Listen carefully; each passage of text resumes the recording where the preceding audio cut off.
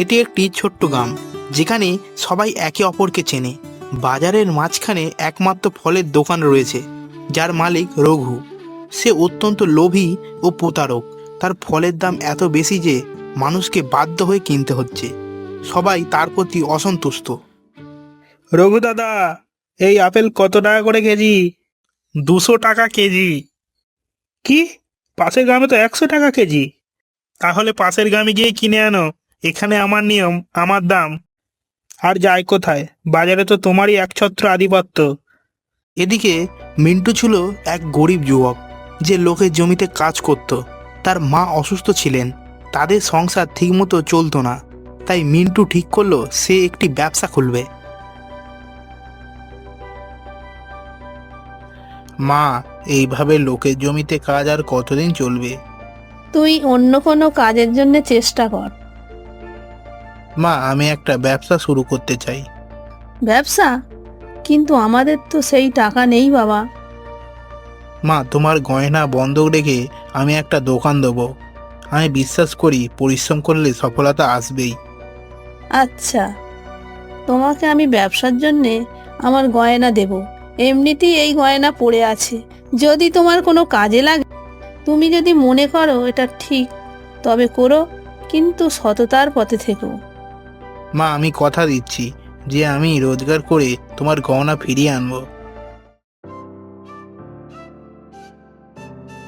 আসুন আসুন, ফল নিয়ে যান। মিন্টু খুব কম লাভে ভালো মানের ফল বিক্রি করতে লাগলো। ফলে তার দোকানে ক্রেতারা আসতে লাগলো। আসুন আসুন, ফল নিয়ে যান। এই আপেল কত টাকা করে কেজি? আপেল 100 টাকা কেজি। বাহ, আপেল মাত্র 100 টাকা কেজি? অন্য দোকানে তো 150 টাকা কেজি। হ্যাঁ দাদা, আমি চাই সবাই ভালো দামে ভালো জিনিস পাক। তোমার সততা আমাদের খুব ভালো লাগে। আমরা এখন থেকে তোমার থেকেই কিনবো। রঘু বুঝতে পারলো তার ব্যবসা কমে যাচ্ছে। সে চিন্তা করলো কিভাবে মিন্টুকে হারানো যায়। আমি তো দাম কমাতে পারবো না, তাহলে একটি কৌশল করতে হবে। কি কৌশল মালিক? আমি এক ধরনের কেমিক্যাল ব্যবহার করব, যা ফলকে অনেকগুলো বাড়িয়ে দেবে। ওজন বেড়ে যাবে, তাই কম দামে বিক্রি করতে পারবো। তখন সবাই আমার দোকানে আসবে।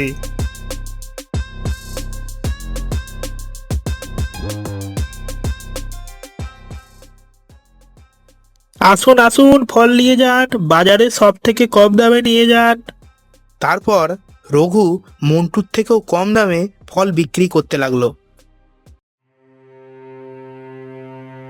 কিরে বাবা, আজকে কেমন গেল বাজার? মা, আজকে ভালো ব্যবসা হয়নি। কেন রে বাবা? ভালোই তো ব্যবসা চলছিল, হঠাৎ কি হলো? মা, আমি আর রঘু দাদা একই জায়গা থেকেই মাল কিনে ব্যবসা করি, কিন্তু রঘু দাদা কেনা দামের থেকেও কম দামে ফল বিক্রি করছে, তাই সবাই ওখান থেকেই কিনছে। তুই চিন্তা করিস না বাবা, সততার সাথে ব্যবসা কর, ঠিক ভালো কিছু হবে।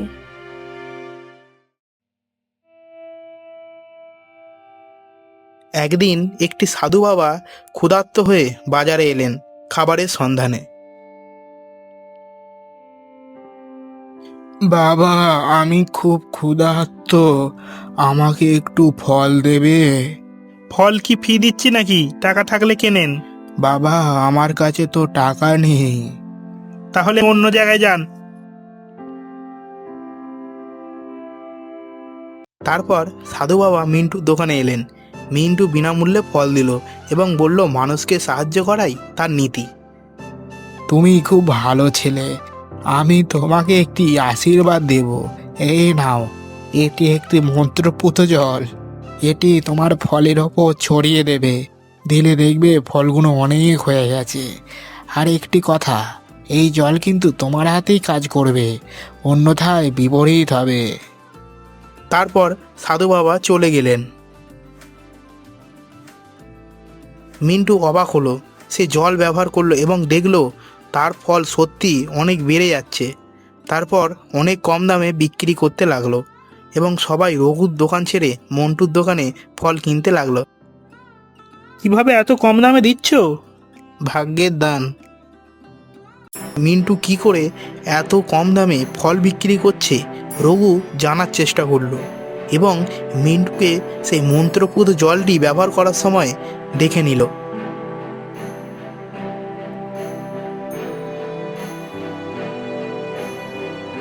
লোভ মানুষকে অন্ধ করে দেয়।